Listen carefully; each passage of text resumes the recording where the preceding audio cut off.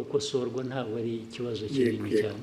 Hanyuma ikindi nyakubahwa Perezida wa Repubulika ibirebana n'insengero, abanyirinsengero basabwe kugira ibyo bavugurura, barabivugurura bashyiramo amafaranga, nabyo bigiye gusaza zitarataha. Iyo bibagewe nta nsengero nafungura n'imwe.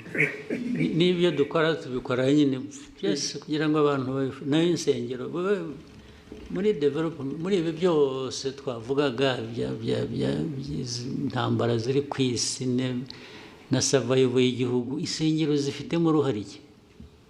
Nazo ziratanga akazi se? They are just cheating. Abenshi they are just cheating. Ariko mubahehe mwebwe, ngewe ibyo mbona ko ari abantu huzuyemo ububande gusa, kurwana n'ababande bari mu churches nabyo nta mpuhwe mbifitiye na busa rwose.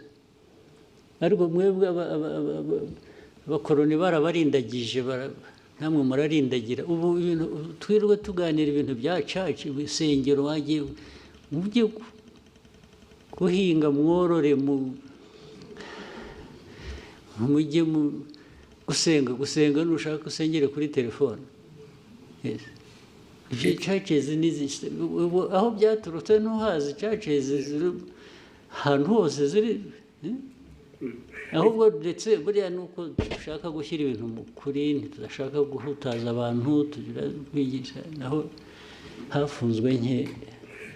Ikibazo kirimo nyakubahwa Perezida wa Repubulika, kubera hari uturere tumwe zifunguye, abaturage baturuka mu turere aho zifunze bajya gutera umubyigano. Naho tuzazifunge ahubwo.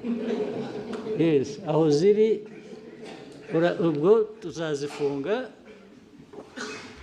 bajye basengera mu rugo rwose. Iri senga abanyafurika mwara.